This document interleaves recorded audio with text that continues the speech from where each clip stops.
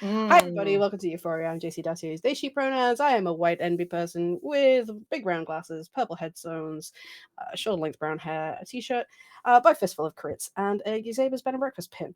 And I'm joined by. Hi, my name is Aida. My pronouns are she and her. I'm a Latina queer woman of color. I have tan olive skin, dark eyes, hair that is, you can't tell what's behaving or not. I'm wearing a green hoodie with Homer Simpson disappearing into the bushes. That is excellent. I was just thinking, I was getting ready today. I was like, Ida always has like really inspiring and empowering and uplifting t shirts. And today it's Homer Simpson, which is a They're in heckin' the mood. laundry. You And can it's only been have so raining. many. It's raining, so it's like I don't want to turn on my dryer. I tried to Yeah, put on the balcony. that's fair. Yep. So yeah, here we are for our second official stream, third of the entire channel. And we just were thinking of reasons for us to just sit and chat because that's really the underlying reason that we're doing all of this, isn't it? Just you and me getting to hang out a bit more. Cult of personality, guilty. No, no, I disavow this. No cults. I'll hold it back from saying no personalities. We like personalities, but no, absolutely no cults. But I want the sacrifices in my name. No, no, no, no, no. Okay, disavow all of this. It is not the expressed. Okay, let's just move Summon swiftly on. Ida. Summon Ida. There's your chat. There's your chat command. You take it. Yay! And there's mine. Whoosh. And we're just here. We're just going to chat about some games because we both really like games. Don't know about you guys in the chat. We both really like games. And all the games that we seem to see, so many of the games that we see are US based, like so many things. So we're here to just put a little spotlight on some games developed by and published in the UK and EU. Some creators you may be aware of, some you may not be, some little niche things. And we're running the whole gamut. We've put our list together and looked over it, and it ranges from the big boys to very tiny, like individual creators. So hopefully we've got something for everybody. Yeah, and it's not an exclusive list. Oh no, We God, we'd be will. here a long time if you wanted the We exclusive list. some people. The inclusion of some people does not mean we've decided to exclude other people. There is only so much muscle power in our jaws to talk about it. Only so much time we can stream. We have to sleep and eat. Uh-huh. We would love to highlight more of them. If you are watching now or in the future and you are such a creative designer, publisher, developer based in Europe, includes the UK, and you want to be shouted out, you want to recognize, you're like, hey, I have a cool game. Can you help me get the word out? Please tell us You're a about it. game that is inclusive of people of marginalized community like women, femme, queer, POC, is accessible to people. Let us know about it. Yeah, Let us please. shout you out in a future stream or on our socials, which There's are the all socials. linked below in the About Us section, wherever you may be watching. And I just dropped them in chat, so if you're watching live, there you go. There's our link tree. Find us on all the things. Please follow us on all the things because we want to uplift the community. There are people who are uplifting the community. There are people who are focused on only UK or only this or this and that. We're going to try to fill the little niche that is the geographic continental region thereof. Easy thing to do. Easy peasy thing to Easy do. peasy. For you and me. For you and me, it is. So, So. we're going to do our best to share with you why we think they're cool, where they're located, where you can find and support them. If we forget to do this, we will do so in show notes or in descriptions further on. Absolutely. So, Darcy, would you like to start, or I can start? I will happily start. I think we came at this assignment with slightly differing intentions. But I think it's going to work out quite nicely. So I have brought to the table games that are upcoming releases or just sort of on the verge of being released, because that's what gets me excited. As soon as I have a thing in my hands and I've read it, it's dead to me. That's a joke for legal reasons. I love all my games. But the dopamine of a new thing, it's very, very difficult for my ADHD brain to resist. So what I have are new releases, up and coming releases, things that might be coming to Kickstarter, because I know folks love a Kickstarter to follow. And I'm gonna start with probably my favorite UK publisher, at least. A little bunch of people you may have heard of called Soul Muppet. Yeah, And let me they're know when I can show the You world the thing. can. Okay. Absolutely, you can. I've dropped a link to this in the chat, and I've just got my page open for it. We're gonna have a quick little look at it. I'm very lucky I have the physical quick start. All that exists currently is the quick start. This is Paint the Town Red. This is a game of sad gay vampires. And I could just stop talking right now, and that's it. You've sold, right? Sad gay vampires. If you've been watching, as I have just been catching up on Interview with a Vampire, the AMC version. Oh boy, this is the game for you. Soul Muppet, for those of you who don't know, are a very small little company based out of Nottingham here in the UK. Zach Cox is their lead writer. Zach Cox, they them pronouns. And they have a very small team, but they are prolific. They put out so many games, and none of them are fit. They're all incredibly good. What I really love about Soul Muppet games is that they're almost all the same sort of base system, in that way that Free League have a similar sort of system for all their games, but put a little spin on it for each one. It's usually just a 2d6 system. I really Hmm, love how lightweight that is. It doesn't get that's in the way of accessible. anything. Very accessible. Everybody's got at least a d6 running around their house, right? You add a stat. There's usually only 3 stats, and that's it. That's how you resolve conflict or chance. Everything else is vibes. And oh my god, the vibes. Vibes are a valid form of game design. Do not get me wrong. That is not a dispersion in any way, shape, or form. The vibes are so immaculate. Every word goes towards it being beautiful. All the art style, the art style. So in Paint the Town Red, Wow. the art direction is by Johan Noor of Moki Boki. And so it's a very like very in your face, very recognizable, punchy art style. Very, very evocative. Everything is vibes. And the gist is you play as vampires. You've been dead for a long time. Existence is terrible and painful, and so you seek out ways of feeling alive. The adventures in the book are going to be based across all of history. Um, from I think one of them is in ancient Rome, and all the way up to I think the one in the quick start is London 1862, something like that. So Industrial Revolution, Victorian region, all throughout history, you're basically just visiting different cities, trying to find things to make you feel alive. It's got some metaphor in there. It's got some pretty dark themes. It's definitely not family friendly. But at the right table with the right safety tools, this could be really, really special. You could explore some really, really interesting themes and stories in this.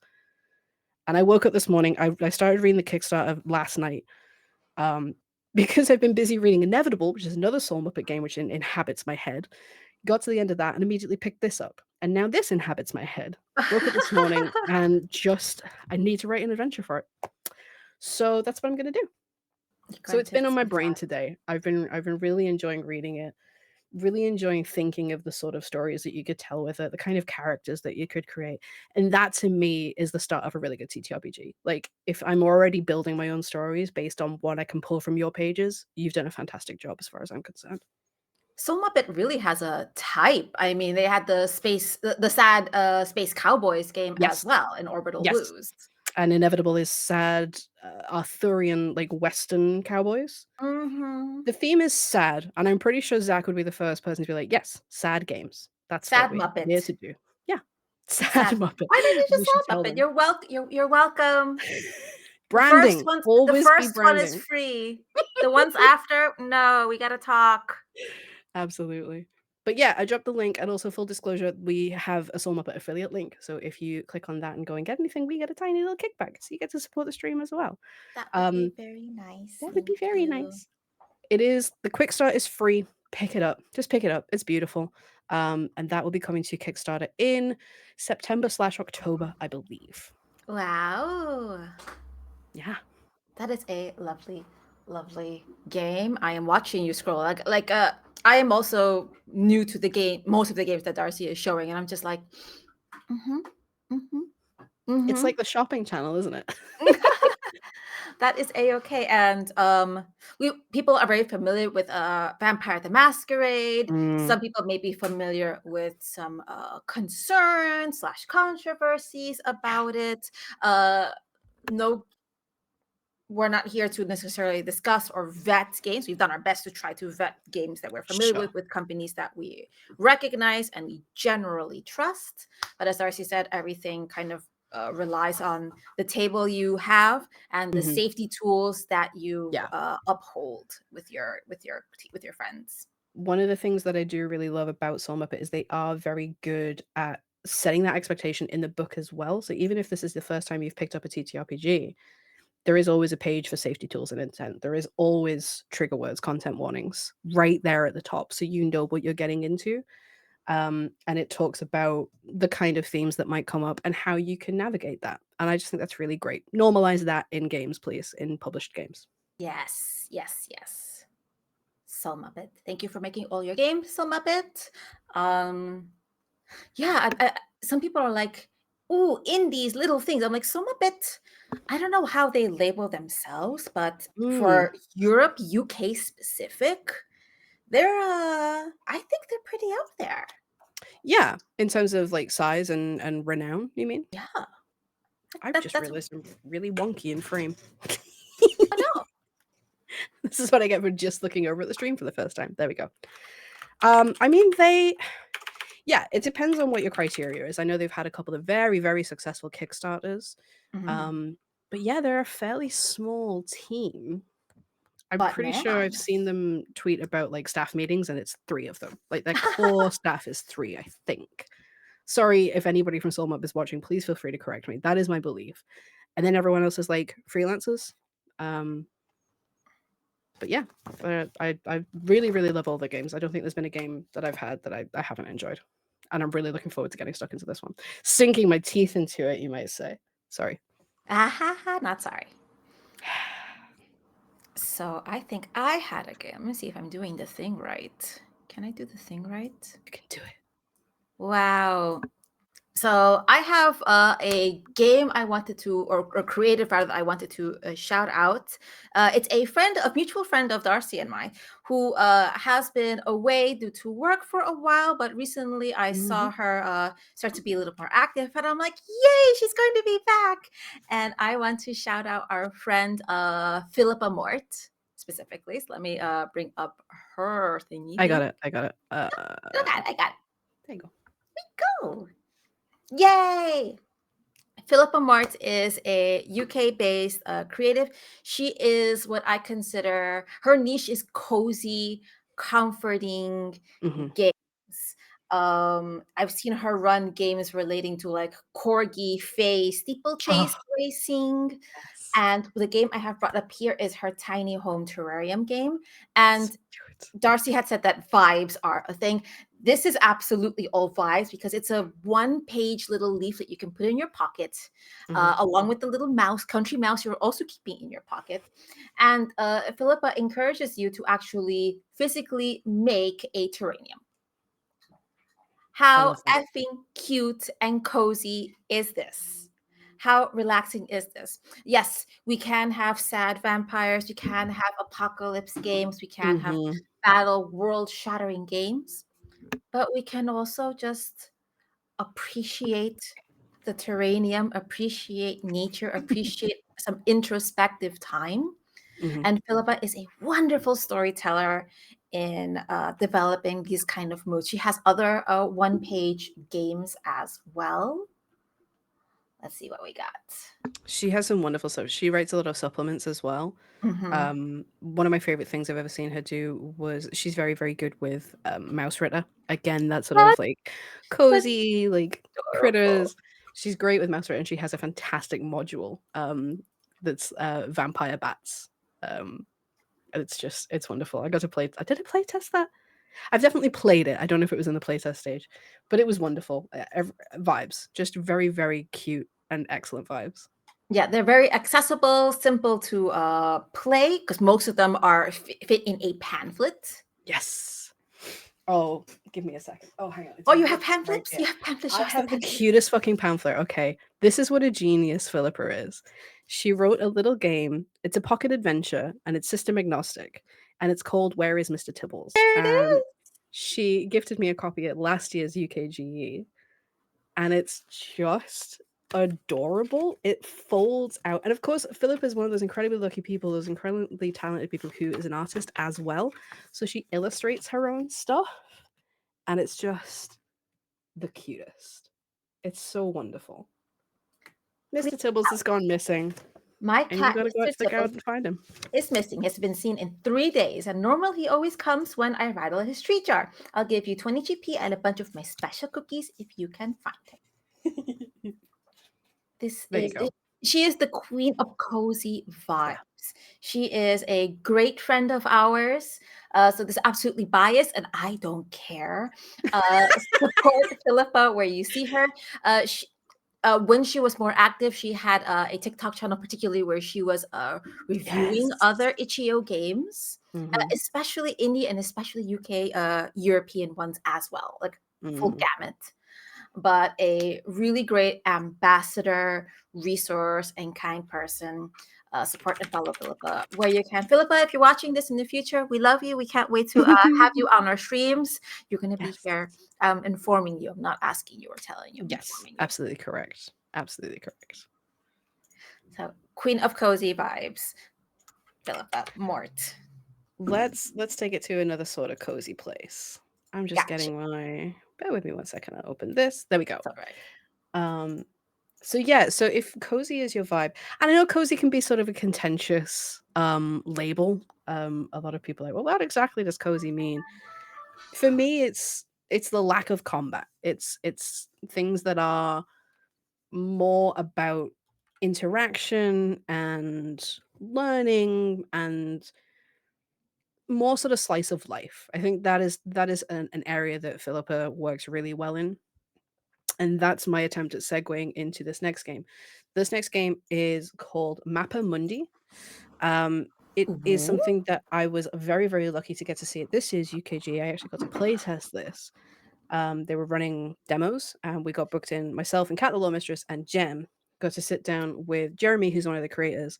And a complete surprise to us, we were DM'd by Yvris Burke, who's another very great friend of ours. Had no idea that she was going to be running the game, and we all got to sit down and have a reunion. She ran this incredible starter adventure for us.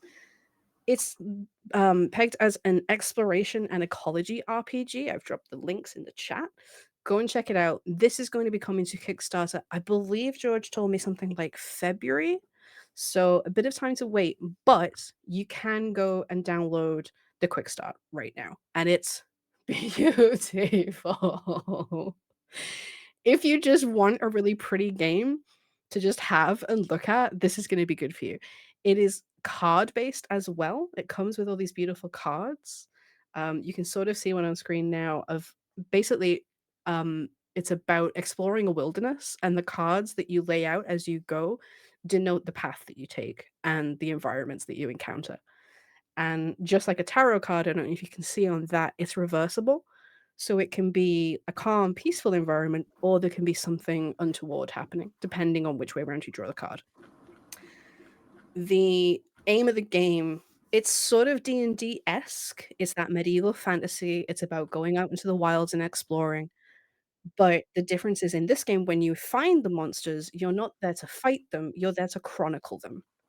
And Oh, right? cool. It's an anthropological Yes. journey. You are members of your adventuring party. You are members of the Mappa Mundi Society, and you are there to be chroniclers and scholars and knowledge gatherers. And for a lot of these creatures, your motivation is that if somebody doesn't learn about them and like mark it down, these creatures might disappear forever. So you've got all this impetus to go out. You got to go and find these creatures. They're often affecting the environment around them in different ways. In the starting adventure, it was affecting the area by creating a lot of rain. Obviously, that was detrimental to the people in the area. And what you have to do is go and find them. And instead of having combat where you fight them, you have to engage in an encounter with them where you use your skills to learn about the creature. So you have to find a way to figure out its behaviors. And every creature will have a certain number of behaviors for you to learn. And you have to use different skills to be able to work them out. Once you have enough of them, you've chronicled that creature. You can get all the way up to the maximum amount. I think you also succeed if you get close to the maximum amount. Jen and Kat, who I was with, they like read over the quick start the night before. They were like pouring over it, like, yes, okay, let's like figure out. And I just rocked up, like, what are we doing? We're going right up to creatures? Cool, let's go. But we were all able to enjoy it from both perspectives, like them knowing what they were coming into. Yvris obviously being a fantastic GM, she was great at explaining what we were doing. And we had so much fun. It was Oh, genuine fun. One of our favorite things is this. I don't know if it's coming up very clearly on the screen. It's not a new mechanic. This is something that people have been doing at D&D tables and TTRPG tables since TTRPGs have existed. But I think this is the first time I've seen this codified and written down as part of the rules. It is something called shaping. And let all me it basically zoom in means, for you. thank you so much. Bam. When you discover something about the creature or the environment, the GM will ask you to describe what it is. And it's giving narrative control to the players in a mechanized way, in like a codified way that I don't think I've seen elsewhere. And as soon as you say something about the creature, it becomes true, it becomes canon. And so it builds in this collaborative storytelling that it's for me personally, it's something that I enjoy the most at tables. And to have somebody understand that that is a source of joy and give you the reason to do it. For someone like me, it's going to make me engaged, it's going to make me happy. But what we couldn't help talk about and think about is that this is your first TTRPG, this is going to blow your mind in a way that D&D wouldn't necessarily. It's going to teach you that this is part of storytelling, that you can have that active role, and basically teach you to be a better storyteller. And I just thought that was fantastic. I had so much fun with it. We all could not stop talking about it. And we're very, very excited to see where it goes. Like I say, they're kickstarting in February. I'm maybe talking to George about maybe trying to Oh, get some APs off the ground. Maybe. lovely. Watch this George, space. please, call us. Call us. But yeah, I would love to play this. Especially if we could get Yvris again, because she was so good at it. And it's beautiful. It's different. It's unique, and it's gorgeous. There's some of the classes coming up. Melanin. Yes, that was one of the other things. When I went and spoke to George about it, it's not based in Earth, but the geographical regions are based on Earth. Mm-hmm.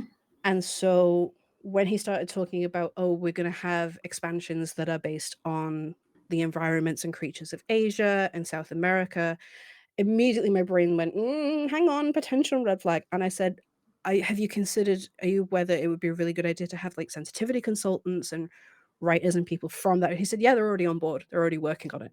Oh, brilliant. And so I was really impressed. I was really impressed that I didn't get laughed at. Like, no, we're fine. We can do it. Like, because George, I believe, is a cis het white man. Again, sorry, George, if I've made assumptions there. But that he was prepared for the question and he had the correct answer was just like any reservations I'd had disappeared in that moment. It was fantastic. So I'm really, really looking forward to this. To have those people can be expensive, but demonstrates that someone is like, and I recognize it's not a resource that everyone has equal access to because financial barriers, what have you. But the fact that someone is going to able to prioritize that right off the get-go, assuming that that wasn't initiated by you last moment. It's like, no, that's something it seems that it was like, that's something we thought about and we planned for preemptively, is really heartwarming, and I hope becomes the standard. I hope there are more consultants that hopefully can be accessible to any other developers financially or on a sliding scale, etc. And yeah, like you said, hearing that automatically brings relief when wanting to explore those games, because we were talking in with another friend of the channel, with Fiona, about games that likely have not had those things, and we were going, what? Ew. Yeah, we're not going to bring those up, but we have feelings. Yeah. Our faces look like we ate lemons. And we don't like that. Oh. But yeah, that's the last thing I'll leave up on screen. That is the Helix Carcol. That is the creature that you encounter at the end of the starter adventure.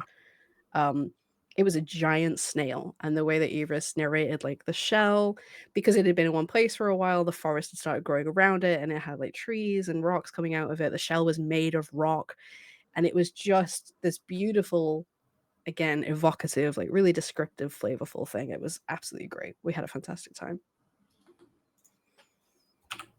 Love it. Beat that, Ada. Well, it's not a competition. I just wanted to kind of shout out friends. I'm here Yeah, to shout go out for it. friends, and that's okay. I have a friend. I'm gonna sneak in a second friend in there, Darcy. Let me see if I can get my thing. You've got a lot of friends. That's fine. I like having friends. I want to shout out a friend that I recently produced for. Basically, this is the reason why. Is a friend. Their name is Lola. They were not a showgirl. You beat me to it. That's their Twitter. They them. Lola is a Black UK British Nigerian TTRPG player and game designer, and I recently produced for them at the Horde of Tales Pride game, where I ran an all queer, all POC, all European game of Monster of the Week that the DM Apollo brilliantly named Colorless, because the BBEG was trying to steal the color of the role, which made people apathetic, and they were saving a pride parade. And I was like, brilliant. Lola is a blossoming TTRPG designer. And the game that they had been working on is Run Away to Mars on their itch.io page under Johnson/Ofer itch.io. And I can copy paste that as well. There we go. Then the information in the chat may be incorrect from my chat command. I apologize. No, I was going to bring that up because that is another game that they are currently working on. Gotcha. And when I was hearing about that, that sounds lovely, because Lola was also soliciting people to come play test. So very transparent, very community inclusive.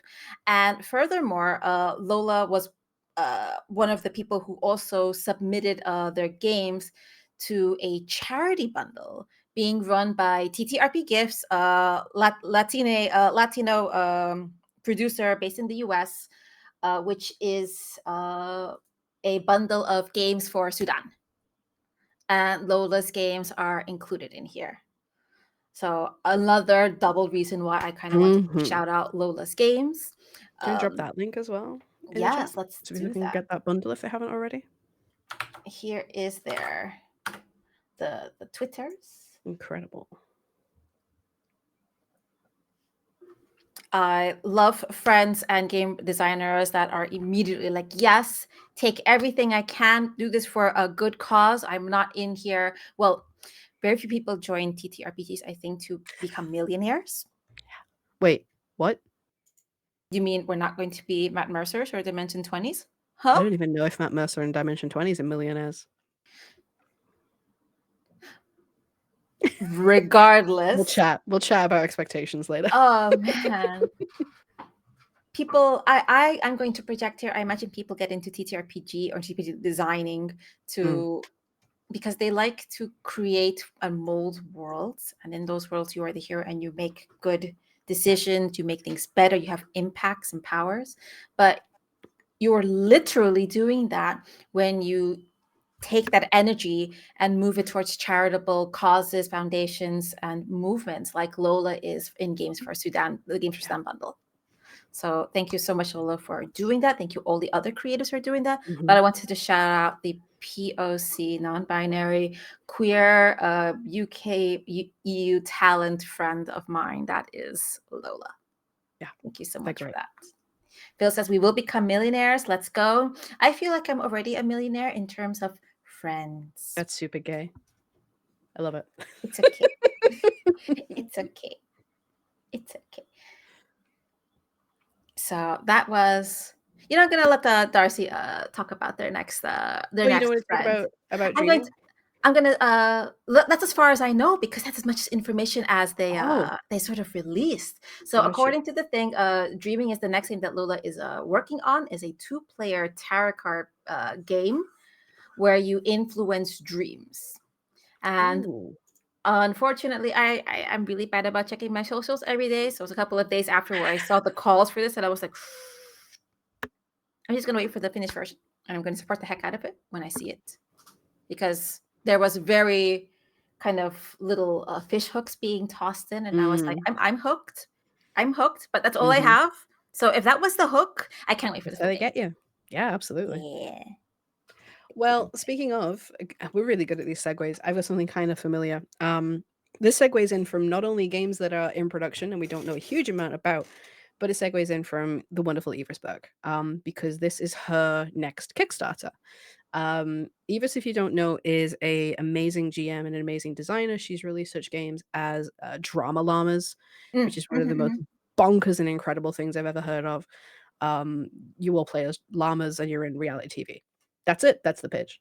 Um, she also does some nice cozy solo games. Bumbling is the first one that comes to mind. If you've picked up any of the recent charity bundles, like any of those trans rights ones, and what was the like there was one for racial justice like 5 years ago. Yvris usually puts those solo games in there, so you've probably got Yvris Burke games and you just don't know it. This is the next one that she's coming out with. This is called Jude's World. Ooh. It is a solo journaling game based on the tarot, using tarot cards. And the pitch is you play as Jude, a plucky preteen striving to reunite their warring parents. And I've seen Yvris describe this as Parent Trap, the TTRPG. Um, Ah. so it's impeccably the art again. We love to see people who are able to commission real artists, not AI artists, and get some beautiful evocative art. She's got this incredible piece that's fronting the Kickstarter. But I believe that it sounds kind of kitschy and cute and simple, but Iris has a lot of thoughts about like divorce and relationships and how it impacts teens and young people. And she promises that it's going to be quite a realistic exploration of things of that nature. Um, Yvris's work is always wonderful. Like, go and follow her on Twitter. Actually, I don't think she uses Twitter that often. I think she's more likely to be on Blue Sky, is where Buttonkin Games normally is active at the moment. But go and follow her on all the things. Go and follow that Kickstarter so that you've made aware when it launches. It's sure to be fantastic. And as an added incentive, Yvris says that if they reach, I think it's 200 followers on that Kickstarter, you can see they're at 113 so far. Yvris found her diary from when she was a teenager. Oh my goodness. And as a reward for hitting 200 followers, she will read some incredibly cringy pages of her actual teenage girl diary to get you No. all in the mood for being a cringy teenage girl. No. Which is Yvris, bold. That is a bold strategy, Cotton, and I brave really hope it works friend. out. Oh my God. Oh, Are you thinking of your diary when you were like a 13-year-old girl? I am thinking of my live journal, which does exist Oh! on the internet, but I changed handles since then, and Mhm. none of you're Yeah. gonna find that you did. I really changed handles dramatically. Emails I changed, so it's like, no, holy Yvris, wow. Yvris, wow. I had the pleasure of playing Drama Llamas in an AP Yes. on Girls Run These Worlds. It is indeed such an energetic Mhm. game. Uh, the game materials were easy to understand. The art just really drew me in. The artist and it was clearly had fun collaborating, going back and Yeah. forth. She did have cultural consultants as well, or at least Hmm. someone who was consulting on the conditions. Because I was like, Oh, llamas. right, okay. I am not from. I'm from Latin America, and I was like, I don't want an emperor's last groove sort of thing because there's no Latin people in that. And she's like, we talked to someone about it. I was like, oh, I feel assured. I feel Yeah. like I'm gonna have even more fun now. And I did, and I ate dice on that stream. I put them in my mouth like a hamster. That's where the infamous D6 came from as well, isn't it? The llama Yeah, die. that was one of the llama. I think Yeah. it was charged with all the drama from Yeah. that game, And then and you brought then it to Alien, and you killed me with it. yes, Yeah, I remember. Don't worry. It's inscribed in my memory, even if it's not in yours. but I had my PC land in your arms. That was pretty cool. That was pretty cool. Okay. Mm-hmm. All right. I forgive you. Okay. Mm-hmm. Support Yvris Burke, support Buttonkin Game. They're publishing front their name, her name. Sorry, I didn't understand. No, Google, I wasn't talking to you. Sorry, they got We're all confused. It about got you people. confused. I have to be nice to the machines because when the inevitable Armageddon comes, it will note that I was nice and I didn't go around kicking the quadruped robot machines. That wasn't me, robots. That wasn't me. It's really smart. What you got next, Ida? What do I got? Whoops, that's not the one I wanted to do. That's the one I wanted to do. And let me size this a little better so people can see what is going on. Nominated best producer, my butt. I want to shout out a studio called Twin Drums. Twin Drums is the creative force behind Wagadu Tales, which is a Afrocentric game. Their studios are based in Berlin, in Germany, and in Ghana. So the English-speaking European world is not just centered in the United Kingdom. It is Louder. harder. Louder. La Comunidad Europea no está exclusivamente en Inglaterra. I understood that. The captions also did it as well a little bit. Amazing. What I said was the European community is not exclusively based in the United Kingdom. Other countries, I understand that not everyone is comfortable speaking English. That's extra props for communities in non-predominantly English-speaking countries who are going out there and being like, we're going to make this accessible to everyone, at least in a common English language. Twin Drums. Basically had posed this very important question. What if Tolkien was Black? Ooh. What if Tolkien was Black? And their games are very much inspired on African mythology, a lot of spiritual based lore. And also they're developing a video game, not just a tabletop game. I'm going to be very excited about that. I haven't seen this. Look at that. Oh, wow. This is so cool. Holy shit, that's rad. Is this still in development or is this out?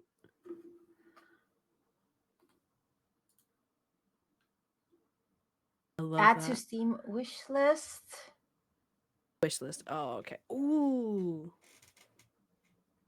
Space for role players and lore building. So you see at the heart, they Amazing. have a tabletop chops in there as well. That would be amazing. Can you imagine having a campaign going, the TTRPG campaign going, and then you can go and play this at the same time to like uncover lore? I hope there's some synchronicity going on there because that would just be phenomenal. They actually recently released a 5e supplement of their game. Ooh. So Darcy and I have thoughts about 5e and different stream. Yeah. But we also have to recognize that 5e is the most common thing out there and is usually people's first introduction and familiarity and comfort with TTRPGs. Can 5e do everything the other games do? No. Is the attempt sort of cool, and is it a good way to reel other people into other systems? Yes, absolutely, and I applaud them for the effort to sort of go through that. 200 plus unique artworks. I absolutely believe it. Look at this. Look at that gorgeous things, all based in Pan-African lore. Wow. Afterlife, Divine Realms.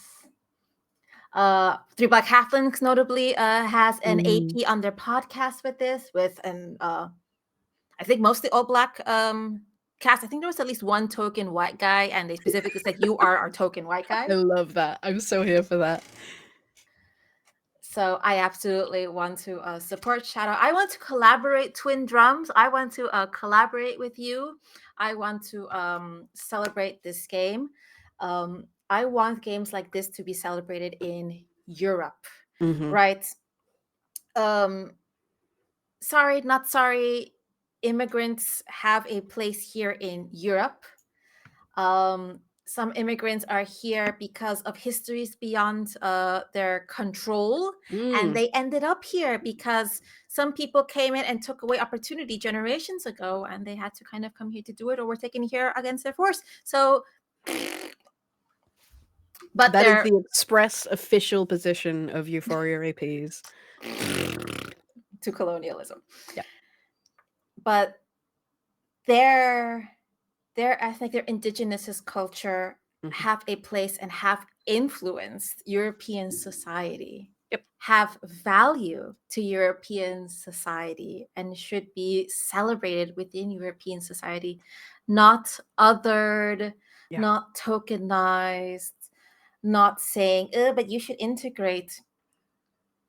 There is space for celebrating this and understanding why this brings value to all of us here. The people who are based in Berlin in Germany, who are part of this studio, deserve our love just as much as their colleagues in Ghana. Yeah. So absolutely support Twin Drums and their Wagadu Chronicles tabletop game and their video game. Call us, call me, please, please. We'll email them. Please. But yeah, normalize it. That's the thing. Like, I can see a lot of people thinking, "Oh, that's really great. I'm glad that African people and African diaspora people and Black people have a game that they can see themselves represented in." Yes, good. But also it doesn't mean that you, a white person, cannot play it and enjoy it and gain value from it. It's not othered. It's not a separate thing. And I know that people, and it's good when people approach it with, how do I play this sensitively? How do I, a white person, play in this space and not fuck it up? But you got to make that effort because it'll be worth it. Make that effort off stream first. Off stream first, yes. Off stream. And then be the token white person in somebody's AP. Absolutely. Or produce for them, or do their marketing or skill share with them. You can be part of the winning team, but you don't have to be in the front necessarily. Speaking of hard pills to swallow, there you go, white people. I mean, they probably have a lot more to teach you in this regard, and you should be thankful because it's not their place to teach you. Absolutely. I want to facilitate this a game like this so bad. We'll make it happen. We will absolutely make it happen. Call me. We gotta have a production meeting this week. We're gonna start programming some stuff. So let's reach out. Let's make it happen. On top of the other stuff, yes, of course we are. All the other stuff, yes. Pacing. Remember pacing? We're gonna do it right. I don't remember. Yeah, well, when it comes to that, that's fine. Okay, you got something else for us, Darcy? Can I do the thing? You can. This is all I've got to share on this one because as far as I'm aware, publicly, this is all that exists, but this is enough to get me excited. Beautiful. This is right. Is she single? I hope so. Is she on a pillow I can hug? that could probably be made happen. So this is Calpini. This is an upcoming module for a dungeon game, which is Chris Bassett's "Hey, don't play D&D anymore, play this." Okay. That is a free game. You can get all of the rules for that on the internet for free. And you should. This is a module written by my very dear friend Steph of Fistful of Crits, whose t-shirt I'm currently wearing. This is a module that she's been working on that is going to be ready in the next couple of months, I believe. And she illustrated this. She's another one of those incredibly talented people who writes their own stuff and can illustrate their own stuff. And she runs a printing company. So maybe if you put a request in, you could get one of those waifu pillows with Calpini. I believe that is the character Calpini. But yeah, you will delve into a vampiric mansion to rescue a corrupted moth princess who has begun eating her subjects. So, content warnings for horror. But this, I think, is a bit of a departure for Steph because she's probably most famous for Toe Beans, which is a very cute and cozy 5e supplement. Excuse me. Excuse me. So I love seeing her go into a horror area. I love a good old dungeon delve. It's been a while since I have managed to get through a dungeon and just go and loot some stuff and save a princess. But also with her incredibly unique illustration style. Like how beautiful is that? How arresting is that? You see that character and you want to know more about her. And yes, okay, Absolutely. we're gonna go and save her, but I bet there's more to it than that. I bet this is not a damsel in distress situation. So I'm so keen to see more of this. And see more from Steph. And again, I've been talking to Steph, and maybe we might get an AP of it. Maybe that'd be really cool. You're going to change it to we are, not a maybe, right? I'll Right, just Steph? tell Steph. Yes, yeah, Right, we Steph? are doing Okay. that. I I should gotta do probably the have chat open because there's every chance that that's Steph. Hi, Steph. That's just Steph. This is why people tend to have chat open when they're streaming, but I can't usually handle it. Yes, you must print waifu pillows. Yes, please. I'm happy to beta test them for you. Mm, Mm-hmm. that'd be great. But yeah, we're really excited for this stuff. I know there's not a huge amount out about it yet, but it looks beautiful. And I'm just excited. I miss contentious statement. I do kind of miss D&D, but not because I want to play D&D, because I miss that kind of specific story that it is set up to tell. That dungeon, let's go into a dungeon and find stuff. That's what D&D was set up to do. And that is something that I don't have many other games that replicate that. So I'm really interested to see a dungeon game in action and to get to witness a little bit of that that kind of storytelling. Really Have you interested in played it. Pathfinder much, Darcy? I've played a little bit of it. It kind of feels too, and I know you're a current player and you enjoy it. It feels more about the crunch than the It is crunch crunch. facilitating. Do you know what I mean? Like, I'm okay with crunch. Lancer is one of my favorite games. I'm okay with crunch. But maybe it was just because I was so new to it, and with a bit more time, I would get more used to it. Everything was about figuring out the rules to the detriment that I couldn't focus on what was happening in the story. Everything was about that. That's unfortunate. But I Dungeon game understand is that. very, very light. I've got it here somewhere. Oh, cool. It's very, very lightweight. It takes a bunch of the things from D&D that are good, and does a whole bunch of different things. And it's very that thing of, if it doesn't work for you, change it. Whoa, dropping all my books all over the place. And I've been wanting to work with Chris. I mean, Chris sponsored a game for GRTW of Under the Floorboards, which is a wonderful one. But I've been wanting to work with them again, basically since that, because they're another UK-based creator who made, you may be aware of, Troll King, wonderful Mortborg supplement. Works with Mortborg a lot, and they just put out great stuff. Really OSR based, but very vibes. Very, very vibes. Very good at vibes. So I'm excited to see that go down. And I'm looking for my copy of it, but I'm struggling. Here it is. That's a dungeon game. Dragon. Yeah. It's cheeky. It's a dungeon game with a dragon on top. What are we hearkening to? It's okay. Ida gives you your permission to just make references to the dungeon/dragon game as a way to hook people in, because it is okay that is the starting step for many people. It is. But it's the starting step. It's not the landing point. It's the spring point, the jump point. And it's great. It's a lot of it is very simple. You start with, again, 3 attributes: agility, brawn, and cunning, to see what's happened there, ABC. You roll your health, you roll your occupation, and it helps you do things. It's very involved. There's a lot of pages of scars, which is quite interesting. The more violence you do over the course of your adventure, the more scars you accumulate. So you've got the option of almost dying, of taking a hit. You roll where the damage goes. You can have a damaged head, a damaged arm, that sort of thing. And then that changes the way you interact with the environment after that point. One of my favorite things is the magic system. Mm-hmm. There is a whole page that just says using spells from other games. You can just use a spell from a different game if it doesn't Oh, exist, and you have a difficulty to hit. And if you hit that difficulty, you do it. You can cast any spell from any game, and I just think that's wonderful. So yeah, that's cool. I love it when games give you can do anything you want, and D&D 5e tends to stop there. And I'm a GM, as I'm like, I love it when games tell you that, but give you a structure to implant it into. You have a bit of a guideline very to much do so. it. Otherwise, a 300-page hardcover book is just to the DM in WotC's 5e is like, you can have the game do anything you want, period, and there's nothing else. And I'm like, Yeah. give structure. We gotta fight that. 100%. So yeah, I'm really excited for that. We will hopefully see some more of that. I think, and Stephanie correct me, I think we're looking at September for that. That's my recollection. Cool. Super But in the meantime, go follow Steph, go follow Fistful of Crits, go play Tobeans. Yes. I love that sort of title. Steph says yes. Yes.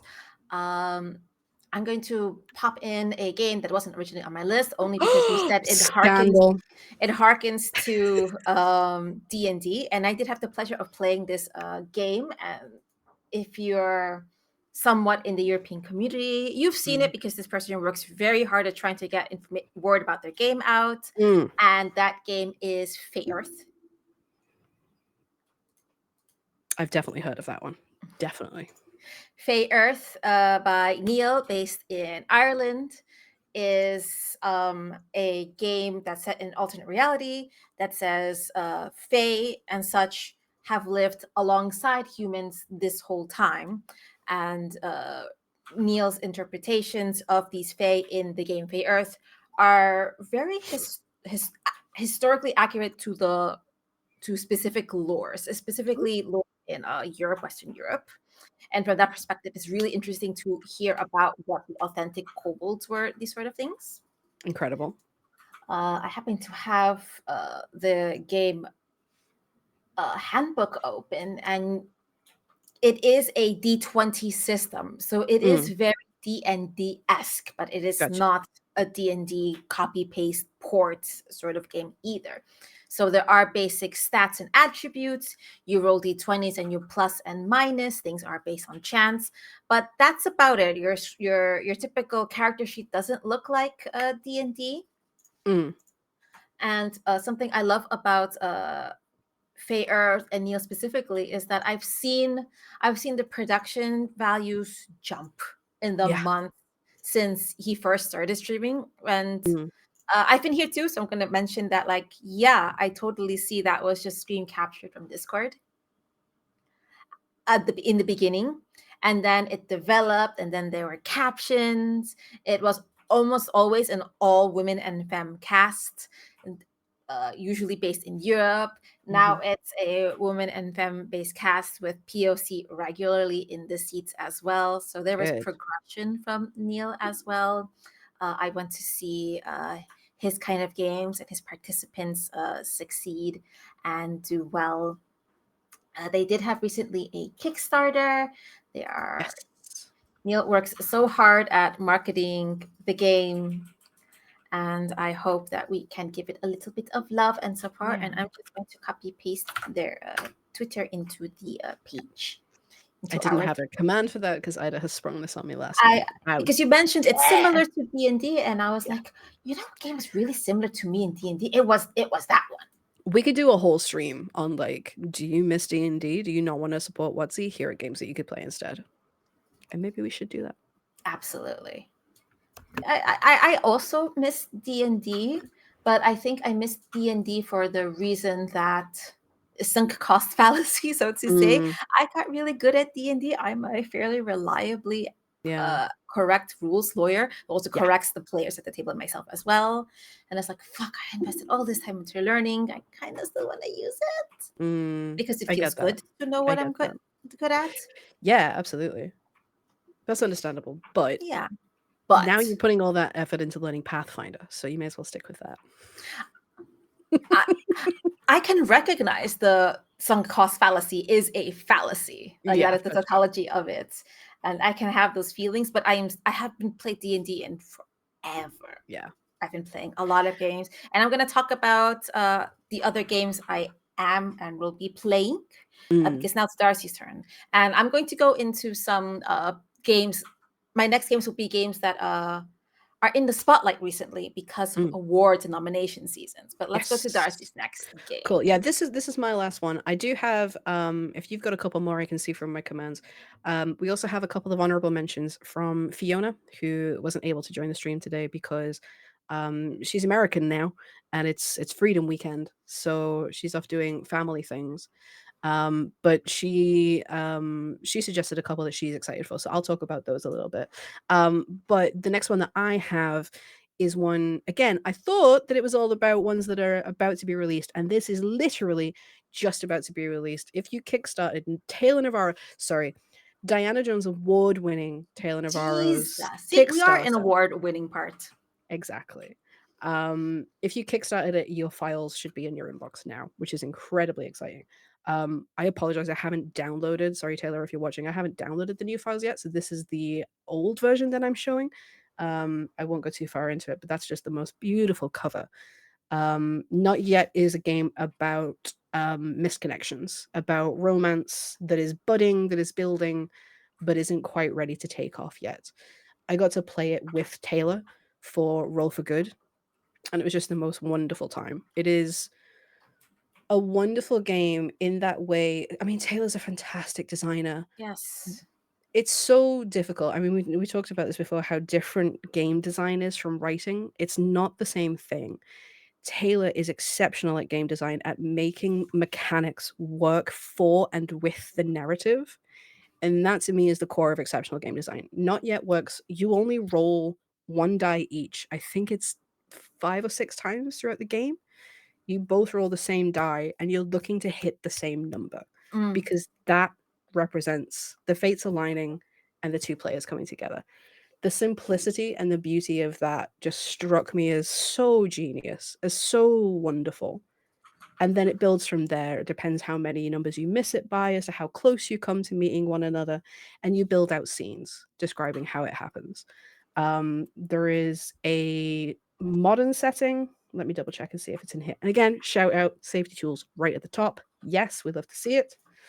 There's a modern setting, there's a Regency setting, and the one that I was lucky enough to play with Taylor was the sci-fi setting.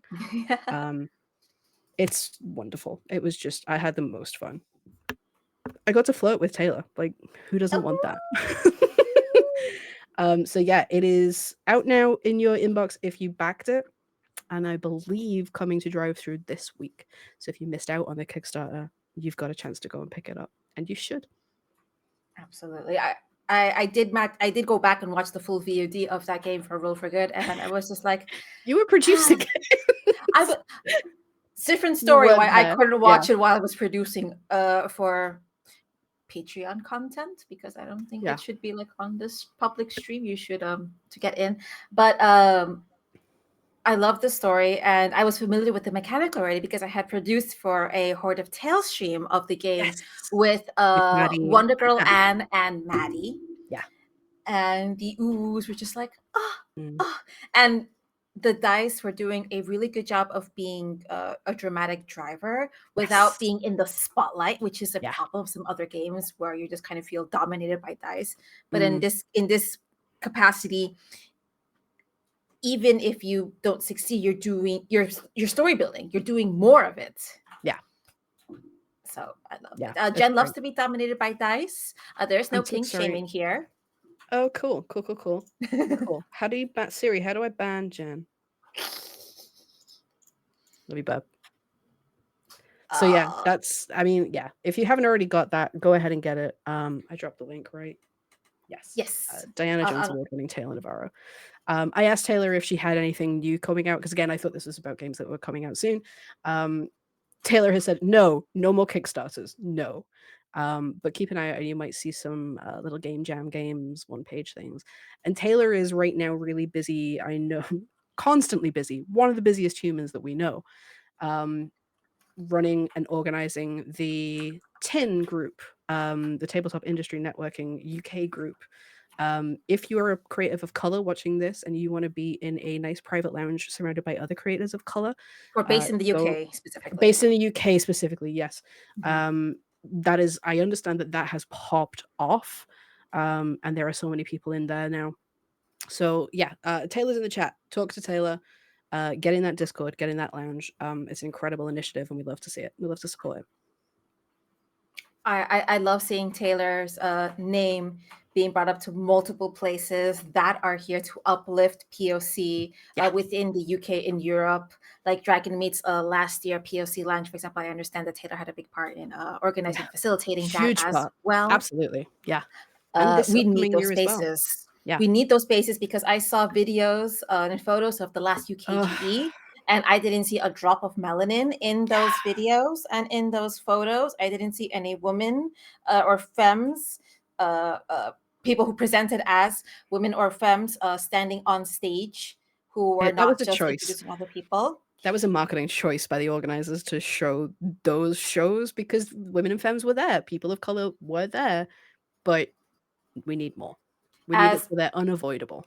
as a woman, as a person of color who is in Europe, beyond just the financial lack to go to many of these conventions, I don't feel as much FOMO because I really feel when I am in the room and Yeah. I don't see anyone I can connect to just on a sort of visual level by similar experiences of being a person of color. Yeah. And that makes me uncomfortable and it makes me feel othered. Yeah. And when I feel I don't represent it. So when people like Taylor are doing work that isn't appreciated by as many people as it should be to uplift and facilitate and create those spaces and make them feel loved and welcomed, like Yeah. that POC meetup at Dragon Meet, for example, or working as Big Bad Con as a scholar in previous years, my heart grows a million sizes. And I feel that I can be part of the community. I can be welcomed. I can be, and I have then the energy to pass the ladder down. Yeah. And I'm getting a little teary because that's how much it means to me, people who do Taylor sort of work. Yeah. Thank you so much. Get this game back. Yes. Get this game. The end. But the end. Support Taylor in all things. That reminds me, actually, I have one more author to mention because Yes, I said to Taylor, no, I'll let you do yours because I can see what you've got coming up and it's exciting. But I asked Taylor, like, how are things going in there? Has anybody in there talking about something they've got coming up soon? And she said the magic word to get me excited about a game. So I'll talk about that one when you're done with this. Please. Once you've done this. Oh, after mine. Yeah, it's your turn. Okay. It's my turn. Okay. We are moving into the award winners, our nominators. Yes. The any nominations dropped last week, and amazing talent. And I was really happy to see some notable European studios and creatives in the mix. They are in the minority, but holy moly, to be where they are is fantastic. And you've probably heard of this game, Eat the Reich. You are a vampire. It is World War II. It is occupied Europe, and you are thirsty. But not in the gay way. Maybe in the gay way. Having seen through the book, you're probably also thirsty in the gay way. I hope you are as a player. I hope it's a choice you make. You are thirsty for Nazi blood and to drink all of Hitler with a straw. Yeah, how are you not thirsty in the gay way? Please. I love her. Your Honor, I love her. Please. So, Eat the Reich by Rowan, Burke, and Decard is Emmy nominated for Product of the Year. Really? Wow. It is a gorgeous game that absolutely, first and foremost, tells you absolutely need to agree on as a table what safety cornerstones you're going to be touching on. Are you okay with explicitly this? Are you okay with that? So it really takes on some of the labor that a GM would normally first have to read through the whole thing and decide what are concerns. It gives you a checklist that the tables should go through first. And this is really handy so you all have the same expectations. Like, for example, is collateral damage of allies something we agree with? It's not something that was just spontaneously sprung on. They thought about this for you in advance, and you can have your place doing it. This is a game, they specifically said that we're not here to talk about certain traumas. We're not here to talk about historical accuracy. This is not a game about the Holocaust. This is a separate story, but one that still doesn't necessarily erase or deny anything. We're just going to be careful that happened. That's awful. We're going to have agency and power to do something else here. And we're going to have very careful, albeit nonetheless fun, in a sort of very Mad Max, Borderlands, over the top, ridiculous way about it. Like you're literally being airdropped into occupied France in coffins is the sort of way you're starting. It's really intentionally over the top, isn't it? Like to Yes. really hammer home that message, but it works. But It God, really the does. graphic design is so good. Look, of course you're thirsty. Of course you're thirsty. At me, Nicole. I there's no information yet, but I am likely playing this game very soon. Hi, I'm stopping. Okay, this is just a appreciation for 10 seconds. That is, if that character didn't already exist in this game, that's the one I would create. And so I really appreciate RRD catering to my horny gay self. I really appreciate that. And then there's Flint. Tactical drop coffins. All blood is willingly donated by nuns. Nuns! So good. So to see this game in the company of other amazing, well-known studio. I mean, Grant Howitt and Rook, Rowan, and Decard aren't small fries necessarily in that regard, but to see them at this stage, I'm just like, yes! Yeah, more of that. So I'm excited for the further attention that Rowan, Rook, and Decard are going to get. I am very proud of their well-deserved game getting this sort of a nominee, this nod from the Ennies. And I think they have a real running for winning the whole goddamn thing. Yeah, genuinely. I don't know who the other... Let me very quickly see if I can see who the other nominees are in that category. Not that I'm going to shit talk them and be like, yeah, they're rubbish. Frantic typing from Ida and myself. Yes. I'm sure it is a stacked category. Oh, it's up for a bunch of things. So it's up for best art, best cover art. I mean, come on. Yeah. It's also up for best interior art, which again, yep, absolutely. Yeah. So product of the year is Cyberpunk Augmented, Eat the Reich, Corico, A Magical Year, which I saw at UKG is very, very pretty. Not the End by Mana Project Studio. Don't know what that one is. Outcast Silver Raiders box set. Don't know that one. Outgunned, Two Little Mice. Salvage Union by Leyline Press. Shadow Dark RPG by the Arcane Library. Valley of Flowers, Phantom Mill Games, and Vampire the Masquerade 5th edition. The Book of Nod Deluxe Artifact Edition. Like, that's who you're up against. Like, Renegade Studios. I'd say they've got a very, very good chance of winning that. Nazi blood drinking hot vampires. What more do you want? Come on. So, sincerely, best of luck to Rowan, Rick, and Decard, and congratulations to the team behind this banger of the game. I remember seeing the noise about it when they had it on Kickstarter. Valid.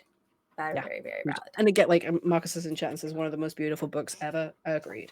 It's not even super flashy. It's just well made. It's got attention to detail and it's just well made. The fact that is like a little a cutout and the dust jacket pulls away to create that illusion.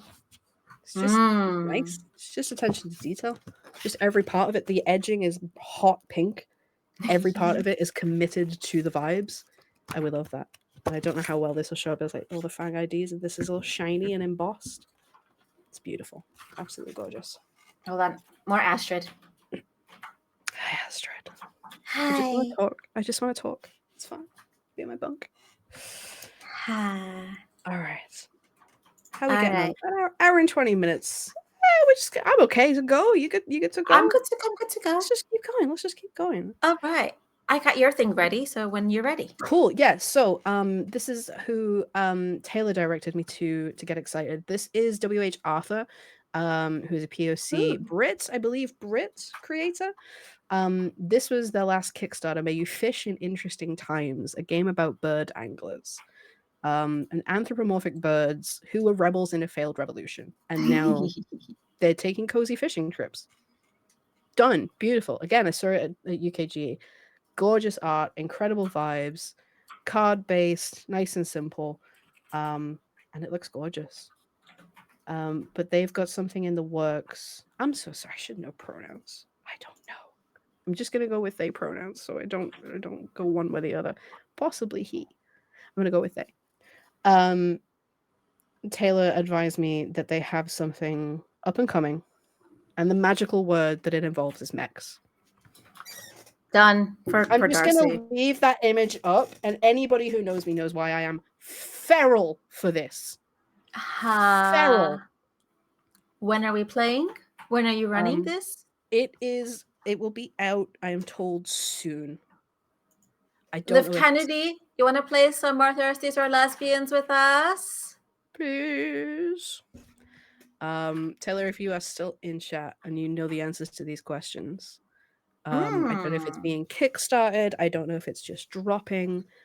It is just a 4-page mecha school setting guide coming, quote, very soon. So I'm going to shout about that from the official. I'm just going to break all protocol and shout about that from the official EUphoria account because that's my jam. I love mechs. We're going to make a thread with all of this. That's a great idea. Yeah, absolutely. On all the socials, we're going to make a quick reels. I'll just like dip, bam, bam, bam, bam, bam, bam, bam. Oh yeah, this is great content for reels. You're welcome, Ida. Yeah. Taylor says that it's coming to Itch.io soon. Soon. Yeah. So go and pick that up. Okay. I will run it. Okay. And that's it. That's all of mine. You carry on with your award nominees, and then we'll get to Taylor's Fiona's honorable mentions. Yes. Oh, where's my other thing? Here we go.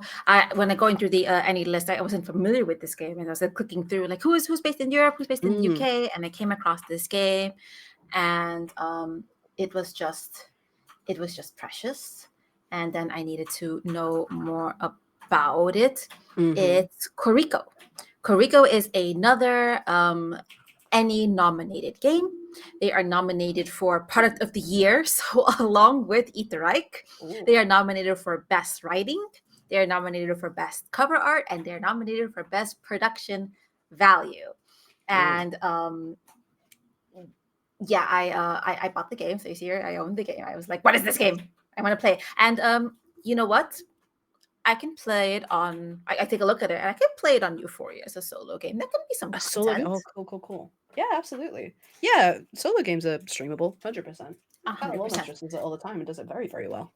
The game's primary inspiration is Kiki's Delivery Service, which is a Ghibli movie. And in this game, you are a witch. You are a young witch in a small village, and you are going to head to the city of Koriko, which you build as well. And it sort of chronicles your adventure, your growth, your personal story going to that, which is fundamentally the base of Kiki's Delivery Service. And it follows this beat without necessarily, imprinting yourself saying we are Ghibli inspired. Sosuke, sausage. That other in-person AP that was going to do the Ghibli inspired thing. Oh God, yes. That's what I was referring to. Yes. I wish I could. I could not. That was a shame. That was a shame. It's a book you also play with tarot cards and dice, and it is effectively a journaling game. And when I was looking through it, again, it is a very vibey, Mm, wonderful, sweet game. yeah. Uh, I love that it gives you even quick words, even adjectives. I love a good word cloud that helps me Yeah. immediately understand instead of reading lots and lots of paragraphs about it. I Hmm. think that makes it very accessible for someone like me as well. Hmm. And the fact that it's gotten so many nods Yeah. and is among that sort of company that you were listing off the previous Emmy nominations, especially for the Mm, various categories. I need to play this game and yeah. I need to get on the hype train.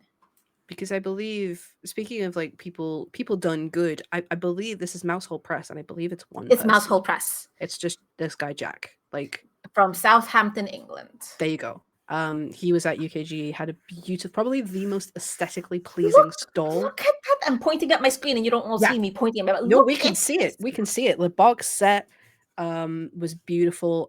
Every game that they had was that level of very high quality production. I picked up Orbital because sci-fi. Everything, even this, just a little zine. Like, I know you can't see it, but like the paper quality is very very high. Stuff like the stitching is you. Oh my god, a little mouse. Ah, Okay. ah! Ida is now a fan for life. Everything was beautiful. Everything was really well presented. I was completely won over. I'd never heard of Corico until I saw it there on that stall, and it looked beautiful. That's a separate tab for me later. Sorry. Okay, okay, keep that tab open. But yeah, for one guy to have put up in that much work and to be getting that recognition, we love to see that. We absolutely I love it. love to see it. Congratulations to Jack. Congratulations for the recognition your game is getting. We're gonna shout out more about that, and I'm gonna make plans to see if this is a game that I can reliably stream in Mm. 1 or 2 parts on Euphoria. That overlay would be beautiful. We're gonna do it. We're gonna figure that out. I'm Excellent. excited for it, and again, the fact that the TTRPG Center of the Universe doesn't have to be the US. Mhm. There is amazing talent happening on this side of the pond, and I am here for all of it. Love to see it. Do you want Uh, me to go? you can do a thing. I don't have a thing ready. So It's these okay. were Fiona's shouts. We haven't actually mentioned Free League yet. Oh, Free I will League. mention Free League as well soon, but Oh, excellent, mention it excellent. You first. you can't you can't talk about European publishers who are exciting without talking about Free League. Free League are fantastic. Free League are setting the standard. Their most recent Kickstarter is what Fiona would like to shout out. It's called The Electric State. It Ooh. is, I think it's like a spiritual successor to Tales from the Loop and Things from the Flood. Um, it is another one based off. So Tales from the Loop, if you don't know, was originally just an art book by a Swedish artist, and he did all these images of kids out in Sweden, and then robots, and that's where the spark came from. This is another one of his art books. Oh, here's the PDF. Let No, us it's not the see. PDF. That's just one of the tiers. All gone. The Kickstarter has ended. And so I believe it's coming out 20 oh yeah, that November 2024. So this is where Tales from the Loop is the 80s that never was, and Things from the Flood is the 90s that never was. This is also the 1990s, but this is an apocalyptic version of the 1990s. Okay. This is survival in that world. It's the same Year Zero engine, which if you've played a Free League game and you've ever put together a dice pool of D6s, it's that. So Um, satisfying. and again, just vibes. It's a really smart move by them. They make a lot of good choices, I think, in the IPs that they select. To have one based, it's just based on the art, so you have all of those vibes built in. To start from there is a really smart move. The alpha PDF does exist, apparently. I haven't seen that. But yeah, that looks beautiful. I would love to see. We've talked our Tales from the Loop game. We've talked about doing a Things from the Flood sequel or possibly an Electric State sequel. I believe you Lovely. play as adults in the Electric State, so that might not line up. Um, but yeah, you are travelers heading out on a journey. I love that. I love a liminal game, where it's not based in any one setting, where you go on a journey. You stop at various locations, you work together to overcome your differences and overcome obstacles, and then you move on. What more do you want? It's beautiful. Free Lake has like really the formula. Oh God, that's And terrifying. Can I, I make that bigger? Do I want to?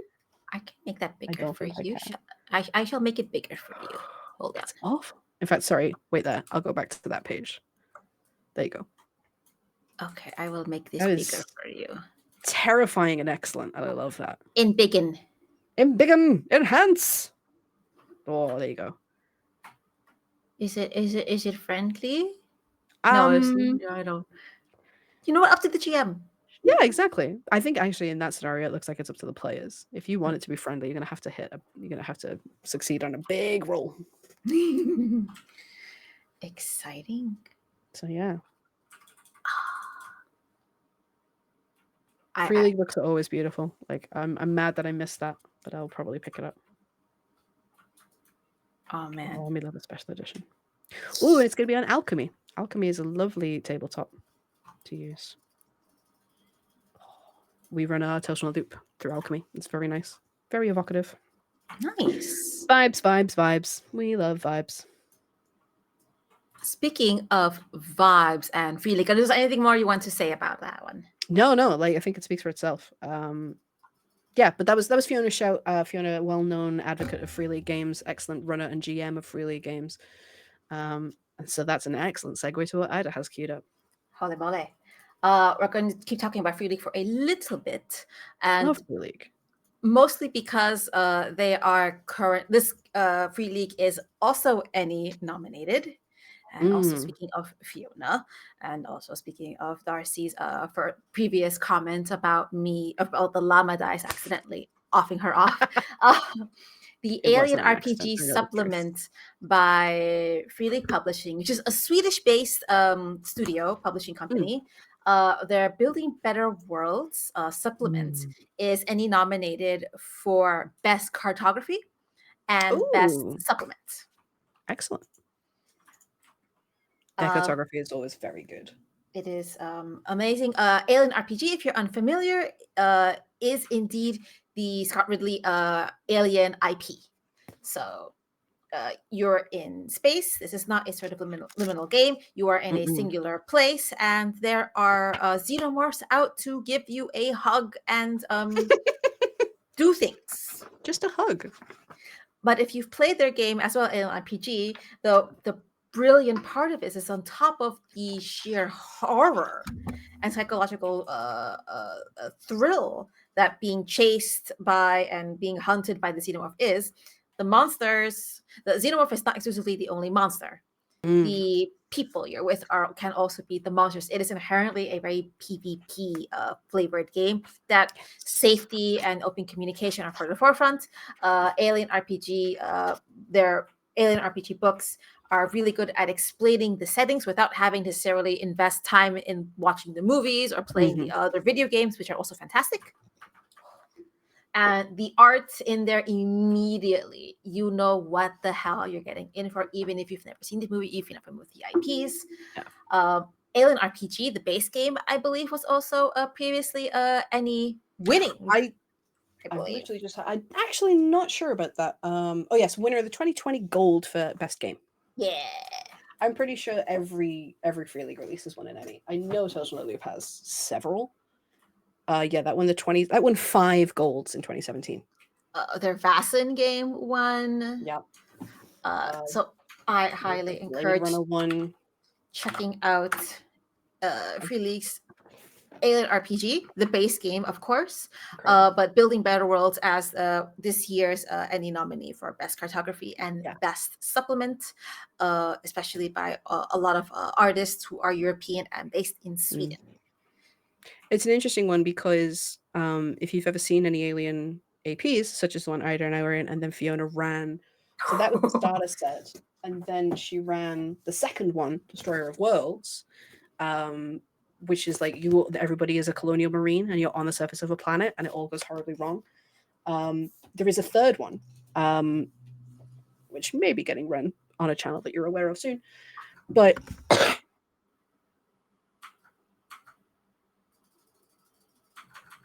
You muted yourself, Darcy. Somehow. I was coughing. Sorry, I was coughing. They're all like pre-written, self-contained, fairly short-term adventures.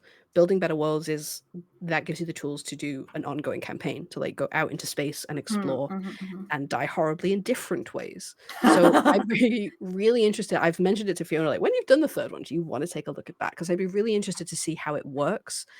It feels like it'd be very different. I mean, obviously it'd be very different than a limited thing, but because you know the kill count is going to be really high in an Alien game, that's kind of what you sign up for. How that would work with players? Would you have to cycle through characters? Would you play different people? Could you do like a rotating cast and have people come in as other people die off? That's got real potential. I'd be really interested to see how that works. I can see the cogs whirring in Ida's brain. Yes, Llama die. I need you to come out and make this interesting for everyone. I'm not playing with that die anymore. Sure you are. Yeah, I appreciate that it's the open world. I have also, as a GM, as a game mother, run these cinematic scenarios as well. And we had the luxury of doing it over 8 sessions. I think so, yes. 6 or 8? For the starter session, yeah. Yeah. That's one thing that Freely often gets quite wrong. If you read that, it's like, yeah, you can play this in about 5 hours. We spent 24 on it, something like that. I did it in close to 4.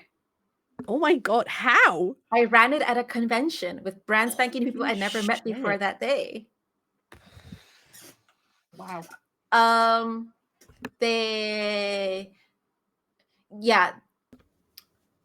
Decisions were made, and the ship, spoilers, ended up getting, the ship they came on was going to get blown up a little later. And they had already decided to go back, and they didn't do things to help them get back onto the target ship.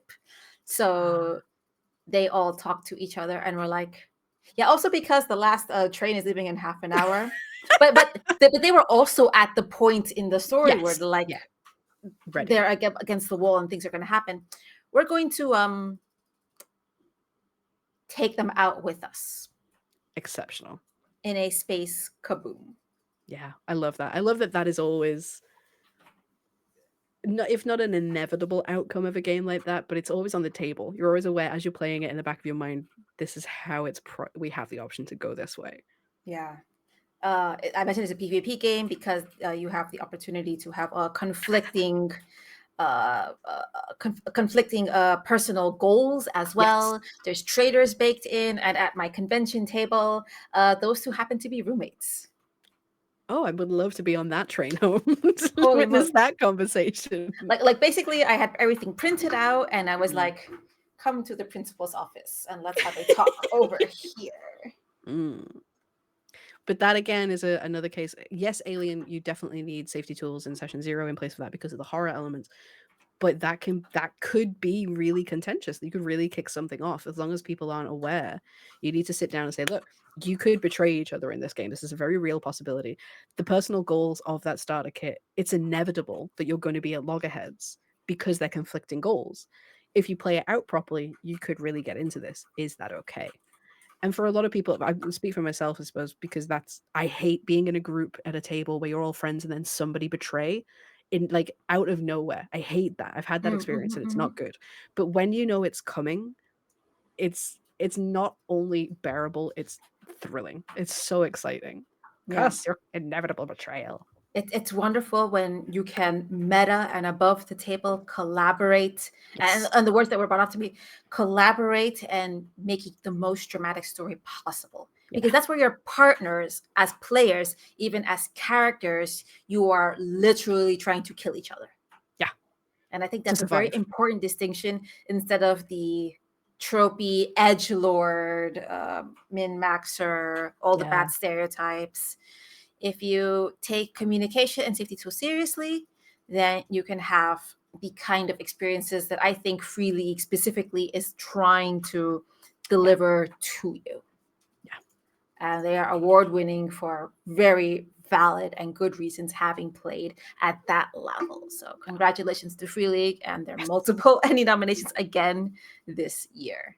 We love it. What you got, Darcy? You got I got something? the last one of Fiona's suggestions, and this is pure Fiona. If you know Fiona in the slightest, if you've seen her do anything, it will have been a horror game, almost certainly. That girl loves to scare people. And again, if She's you've so ever been on the other good side of a at it. table and heard her roll, was it 26 dice at once at one point? Or had her lean in and say, "Do you want to push the roll?" That's fear. That's real fear. So this is one that she recommends that she's excited for. This is by British developer Sinister Beard Games. They have made previously Extreme Meat Punks Forever, which is a phenomenal mech-based game. And what is the one? I think it's called Virtues. I might be wrong. I think it's called Virtues. It's a horror anthology game. Okay. A really high profile AP just got announced of it with like star-studded cast. Looks really, really great. Ooh. This is The Woods at Blight's Hollow, folk horror and fairy tales. Kat, I know you were in the stream earlier. I hope you're still in chat looking at folk horror.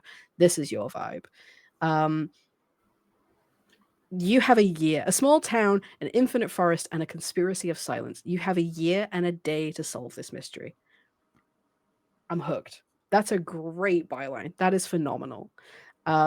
You can see all the reasons why Fiona would be interested in this. And more fantastic art. Quietus, that's what it was called. Quietus. Illustrated by Corey Brickley, written by Ollie Jeffrey.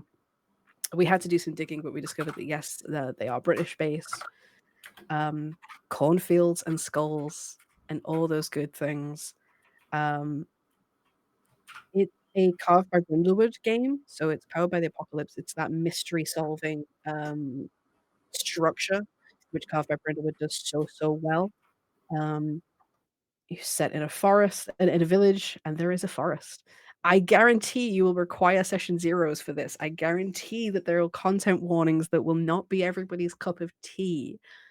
But when you get the right group together, and especially if somebody like Fiona is your GM, you know it's going to be handled correctly, and you can explore those things in a safe place. It's so evocative. The art looks phenomenal. It looks great. I'm going to keep my eye on this and add it to the list of things that I need Fiona to run for us on EUphoria. It's a very long list. And most of them are horror games that were just like, please kill us. Please terrify us. Interesting Please ways. bring your amazing narration and your tension building skills and your timing deliveries and just make us read in anticipation. The way Fiona is able to just leave a moment's silence in the right place, just to let your brain fill in the details in anticipation, is so much worse than anything she could possibly so say. good at that. So good. She's so good. That's why she's nominated as Best Podcast Host for the Crit Awards. Today is the last day to vote. Today's the last day. Go vote. So yeah. That looks great. I hadn't heard of that until Fiona mentioned it today, but it looks phenomenal. Honestly, it's talking about children going into the woods, so it's probably not for me. It's probably going to bump up against my lines and veils, but I'm sure Fiona will do phenomenal things with that. Yeah. Go check that out. I appreciate that it tells you off the get-go and you can make choices. Yes. We were in our private chat talking about other games where we're also making a choice not to go anywhere near that with like a 10-foot pole. But if it's as long as it's front and you're consenting and you know you're getting into and you have a good discussion about it, go for it. No kink shaming. We're all adults. Yes.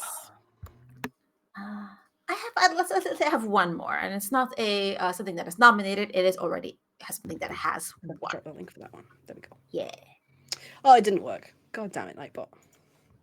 Maybe it's the apostrophe. No, I have Jude's World worked. You can use apostrophes. Yeah, you're right. We can use ampersands. I learned. I'm just gonna drop the. There we go. Yeah, so go ahead. What's your last one? This might have a last one. I cannot hum anything because otherwise there'll be copyright strikes. But I think you get 7 notes before it's copyright. Let's not do any of that. Okay. Overlapping fandom nerddoms for a lot of TTRPGers, at least the ones I know, is definitely RPGs, video game RPGs, especially JRPGs, Japanese-based RPGs, and that sort of pacing and storytelling and world saving. And the game I want to talk about is the winner of last year's ENnie's Best Game and Product of the Year. It is an Italian-based studio called Need Games, and this is Fabula Ultima, a TTJ RPG that draws in a lot of the feelings that one plays in TTRPGs about some bit of inventory, basically that leveling up of yourself as a class, as a character. It has points for dramatic moments where the BBEG has that evil laugh, ha ha ha ha ha, and then skitters away, kind of dramatic pacing as well, baked in. Session zeros are ultimately about the players coming in and creating the fables for these worlds. They are the ones setting the pacing and so it's not entirely, or the game itself doesn't expect the GM to just sit there and do the whole world building like they would for D&D outside a module. This explicitly tells the whole table that they need to be in on developing and creating the world. Yeah, love that. And then the art is the art is so good. It's so pretty. I think I have. Let me open up because I believe I treated myself to a copy. If not, I'm just going to scroll to what I have there. What? There it is. I got excited. I thought you were going to pull out a physical book. I as well. It usually does not allow for physical books. Oh, look, but you immediately see the sort of tropes and evocations of all of those TTRPG, all those Final Fantasy games we played, Monster Hunter games we've played. Isn't that adorable? Look at these chibis. It's amazing. Go to the some of the character art, like the class art is beautiful. They were at they weren't at this year's UKGA, which is a shame because I was looking forward to seeing them again, but they were at 2023's. Wonderful group of people. And the book, like, so they've got the core book and then they've also got different setting add-ons. So there's like the high fantasy one, and I think there's like a super hardcore sci-fi one as well. They have them all laid out beautiful. Love beautiful high quality print production. Cat boys, we love cat boys. Just me? Okay. So Fabula Ultima, an Italian studio. Again, we're going broader into the greater European community. Won all the awards last year, ENnie's as well. Hoarder Tales did run an AP, GM by friend of our professional friend Marcus, good bean, good ally, excellent storyteller. Yeah, that was a great series. Really, really good. Season 2? On EUphoria? Marcus, I don't know if you're in chat still. Yeah, come on over. Come on over. And I think for me, I'm going to stop here. I have more lists, which can be more streams in the future. Yeah. I'm glad that I restrained myself to things that are coming out soon, because if it had just been any games, we would have been here for like 4-hour stream, and we appreciate everybody being here, but we're gonna respect your Sunday evening and let you get on with what you're getting on with. But we can talk about future things, definitely. I'm gonna switch the overlay to the other one. And I really do hope that we do get people reaching out and saying, hey, you didn't mention my game. You may not know it exists. Here's my incredible game. Please, please, please do that, because you may have noticed that I quite like games, quite like collecting them and talking about why they're fantastic. So send us more things to get excited about. If we get enough, then yeah, we'll absolutely do the stream again. That would be super fun. That'd be amazing.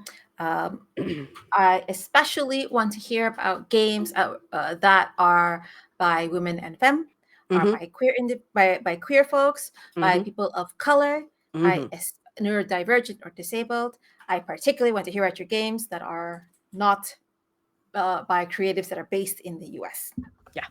We love those games too. We play those games regularly and we don't complain about it because they are fun and good games. Yeah. But I mentioned this on one of our socials. The reason why I think it's okay to have euphoria in this kind of space is because if someone from the US confidently says, hey, I want to be a part and I want to be in a community, where can I go? Is there a place for me? I can confidently say, and let's say the brand's making you do and they don't know. I can confidently say, yes, I can recommend you several things. Do you want a place that is mostly non-stream games? Do you want a POC space? Do you want a women femme space? Do you want a queer space? I can confidently recommend those spaces and say, these are big and thriving, and I personally know the people running them. Here's the link. Go live your best life. Tell them I said hi because they are friends of mine. Yeah. When those kind of people ask me those questions and they're European based, there's where I don't have those spaces because we have friends that play TTRPGs, develop and do have APs. A lot of them tend to be just their personal friend group, which is great. Yeah. But if you want to, I'm not saying it's your God-given right to be in front of a camera and play an AP, but if you want to sort of be a part of the community and build friends within them that don't just circle the cast, for example. Yeah. Those invites are few and far between for me because that's usually what I look for. The others are valid too, but it's good to have options. So yeah, absolutely. Euphoria is your option. We are now. We're up and running. Our first thing is going to be, great segue, Ida, is going to be our Summer of Sci-Fi. That is already in pre-production. That is already ticking along quite nicely. I think we're recording something next tomorrow. Week, Tomorrow? I'm recording something tomorrow. Amazing. Yeah, that is going to be phenomenal. Can we announce that game now? Is that game set? Is everything okay? Or do you want to hold off? I mean, you know what? I'm going to announce it just because I want the intention. And maybe if I just say it out loud, the universe, it will manifest. Yeah, absolutely. Go for it. That's okay. We mentioned last time that the other game we're going to be playing is Coriolis. And we mentioned the fantastic cast there. Before I go on to mine, remind us who those amazing players in Coriolis are. GM'd by Edward Spence. We have Fiona Katie Howard. We have Draconiques. We have Danny from Modified Roll and somebody else, some jackass. It's me. I get to play that. It's me. I thought you were talking about the other jackass. Yeah. Oh, you already mentioned the one. That's a friend. And also nominated for a Crit Award. Yes. Because he is heckin' talented, Edward Spence. Heckin' talented. Go vote. Go vote. You should have already voted. Go vote more. So that's Coriolis the Great Dark. What else do we have? We are going to be playing American company produced. It's okay because they're our friends. We love it. We love Evil Hat. We love Evil Hat. And we are going to be playing for our Summer of Sci-Fi, Scum and Villainy. Scum and Villainy is a wonderful sci-fi game. It is going to be GM'd by Chirag, one of the co-founders of Desi's and Dragons, one of the biggest Desi TTRPG community, with amazing, cool people in there. We're going to be joined by people like award-winning game designer Taylor, whose game we previously mentioned on stream. We are going to be joined by Ruben, who is a queer biracial POC Dutch-based TTRPG enthusiast, who was also on safety panels at Roll for Good, safety panels at Roll Initiative Con in the Netherlands, like sitting next to me. Awesome. We are also going to be joined by Khalil of Science and Sorcery. We're going to be joined by Rachel of Science and Sorcery. And if you recognize some of those names and you're putting them all together, it's another all POC cast based in Europe. Wait, have you done that twice in as many months? I think it was without any overlap? Twice this year? I know I've done it last year, but I don't remember anymore because I've done it before. Absolutely wild. That's a stacked cast. That's amazing. I'm so excited for that. I love Scum and Villainy. Blaze in the Dark is it might be my favorite system. And that's the sci-fi spinoff. It's going to be, I've been like I don't like peek in their chat much, but when I've seen them talking about their character decisions and stuff, I'm just so excited for what they're building. It looks so much fun. It's especially because of the story hook that Chirag has for them. I'm going to just give like a very brief synopsis because the details are all about to be flashed, but I think it's worth getting excited about. They're all individuals from different varying worlds, different physical presentations, and not all human necessarily. But somewhere there is a museum of artifacts from their respective cultures, backgrounds, and worlds, and they're going to go get them back. So good. We are punching colonialism. We are punching appropriation in sci-fi. I love it. With spaceships and pew pew. So good. That's going to be something really, really special. I'm really proud that we've especially with an old POC cast, right? Because there are feelings about it that are going to not be even amazing. a token white person. All POC. That's how easy it is, guys. That's how easy it is to put together all POC tables and all European-based tables at the same time. As Steph says, we're robbing the British. We're robbing a museum, which may be analogous to such a British museum, but we're setting the record is getting set straight. Yeah, it's going to be an amazing story. It is. It's going to be great. So yeah, and then on top of that, we've got our interview that you're recording next week. Did we announce that person? I don't think so. No, I think you said you were gonna. I think we've announced one thing. Let's trickle truth. Let's give it to him a bit at a time. Let's keep him waiting. Okay, so I guess you need to check in on our next stream to be determined when that is and what that will be. To find out more about the upcoming Summer of Sci-Fi and then the projects happening even thereafter. Because it's Darcy and me. Of course, we have a long menu. Yeah, we haven't decided exactly what they are and what order they're going to come in yet, but I've got a list. Of course I've got a list. So if we could sit down and have a production meeting, we'll decide what they are, and then we'll tell you about them. But yeah, you're going to have to keep your eyes locked to this Twitch. If you haven't followed us yet, please do. Thank you so much to everybody who did. We already hit 50 followers. This is our third stream. And we're going to make affiliate with another 4 streams. We're going to make affiliate before we even kick off an event. So the support has just been incredible. Thank you all so much. We genuinely appreciate it. We did get a couple of questions about how else people could support us. And so for now, we did set up a very limited Patreon. There's just one tier at the minute. You can just throw us a couple of bucks to get us started. That will one day have more tiers. It will have more interesting rewards. You can be part of our Discord. You can play games with us, that sort of thing. But for now, that's just a really quick and easy way for you guys to just throw us a little bit of support. What else? What else do we need to tell people? We already mentioned some of our friends who are up for Crit Awards. Today, if you're watching, July 7th is the last day to vote. There are some amazing European-based and POC people. If you're familiar with the categories, we talk about Edward Spence, who is nominated. Our friend Pan Stellar Encore as nominated for Best Paizo Game, Black POC, UK-based, who I got the pleasure of playing in a Paizo game, Starforged. Great being, great player. Also does a lot to uplift the community. Darcy vis-a-vis Girls Run These Worlds, because Darcy has done a lot of work that GRTW would not be where it is without Darcy's help, is nominated. So if you can put it in your hearts to toss them a vote.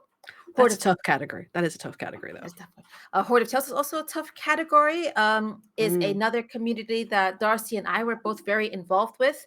A lot of their most recent content was Ida driven and Ida plus Darcy driven. All of it. So, yeah.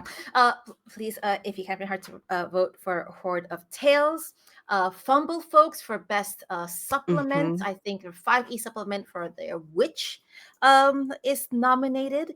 And my friend Krifu, who is a Paizo hardcore stan, was like, oh my God, I need this. And I was like, that's really high praise. Fiona. Fiona. Fiona for Best Podcast Host. Ida for Best Producer. Ida! Definitely. Our friend Rich at Hatchling Games. Dragon Dales was up for Best Solo Game. That's a beautiful game as well. Go for that. I did a thread. I can't remember if I did that on my account or the Euphoria account. I think it was Your mine. account. And we retweeted Um, that. go ahead. I basically ran down my favorite people. It was purely my opinion, and I'm completely biased, but they were almost all European people, and I Mm-hmm. focused on the women's and the femmes and the POCs and the neurodivergents. And just an underdog. If there was somebody who was like, they don't stand a chance of winning, I'm gonna fucking vote for them, then I'll have told you all about it. So do that. Awful Queer Heroes, I think, is Yes. also For in their the same supplements. category. Yeah. I pressed the button, and can you still see and hear me? I can, but I'm on video with you. Okay. I hope it's on stream because I pressed the button and I don't know what is happening, but that's okay. I'm going to keep going Yep. as far as I can. Steph can hear you. Yay. Thank you. I wonder what I pressed. Oh, that's what it was. I pressed the print screen button across all three of my wide screens and I was like, what's going on? Best producer, best technical producer. I did it. The link to do that is bit.ly/vote crit 2024. They're Yep. open until PST, sometime PST, so American time Midnight. zones. I personally applaud their decision to continue with the awards and make clear Yes. about their stance that genocide is bad and Palestinian people have a right to be free of indiscriminate military violence. And that is, Such a low bar. yeah. So good on Crit Awards for going through that. I wish it was different with the situation. I don't know what the situation is. That could be something we talk about on Patreon, like dish about Yeah. questions, controversies, dramas. But That's nonetheless, content for sure. where we can, we're going to celebrate people Yeah. who deserve to be celebrated. Crit Awards for taking that stance is one of them, Yeah. and for uplifting all these amazing creatives that are women, femme, outside the U.S., queer. Go vote. Yeah. If you can't vote Please. for me and the people we mentioned, please, if you can. Well done, people of the UK, for voting out the fascists. I'm Yay! seeing, fingers crossed, well done the people of France for potentially not voting in fascists there. That Oh, there's looks going to be a runoff. promising. Oh my goodness. No, it looks really promising. So well done, everybody there. And just, all this politics aside, we're never going to comment on every single thing because there's too much trash in the world. And we want to be a place that focuses on the good. So if you don't see us comment on something, it's not because we don't care. It's because it's probably Twitter, and that's not the place for nuanced conversations. Just know that we do care. We desperately care. But what Ida and I are going to focus on is creating a really safe, joyful space to tell authentic stories. That's what we can contribute materially and realistically. So that's what we're going to focus on doing. We really, really thank you for supporting it, for coming along for the ride, for being a part of it. Joy is so, so precious and so important. So thank you for helping us create it. Yes. Thank you, everyone, for joining us this wonderful day. Keep an eye on our socials for our next stream. There's our And socials. we're You going say to goodbye, see. and I'll drop yours. Who have you been? Where can we find you? I don't know anymore. I'm just going to go into my bush. All right, I'll drop Ida's socials because she. My name is Aida. My pronouns are she and her. You can find me at In the Pan on most socials. I really need to get on Blue Sky more. Holy moly. Yeah. I am a co-founder of EUphoria. You can find me here on EUphoria. There are other projects that are sort of in the works. I can't really say much about them now yet, but take care of each other, and if you can, someone else. And I want to talk to you about my friend Darcy. That's me. I'm Darcy. I use they she pronouns. Yeah, I don't have any other things going on. It's just me here. We're gonna do some more streaming. I really enjoyed my co-working stream once I got to open all the tech gremlins, which were plentiful at the beginning. But now we've got that set up, and it was really productive. It was really great to see people coming out and getting their productivity on. I will probably do another one of those this week. So look out for that. And then Ida and I will probably do another just chatting thing. Talk about Reddit things, talk about games, talk about whatever we want. It's our channel. We can do what we want, and that's incredibly freeing. Wow. So yeah, follow us on the socials, keep up with us, follow us on Twitch. If you can drop us a couple bucks on Patreon, that would be phenomenal. And just drop us an email. Say hi if you've got any ideas, any games you would like to run. We've been honored to have a couple of people say, hello, I would like to do this. And that'd be great. Indeed. All right. Have a wonderful, safe rest of your week. Good luck to the people in the Euro Cup. It's not. It's Netherlands, England next. You're joking. I am not in the semi. When is it? We should do a stream for that. I don't really care about the football, but we should do a stream for that. We'll fix. I am checking right now. It's going to be Wednesday at 9.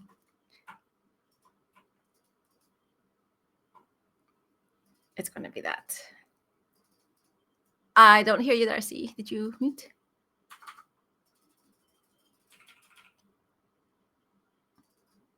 Oh, I don't know.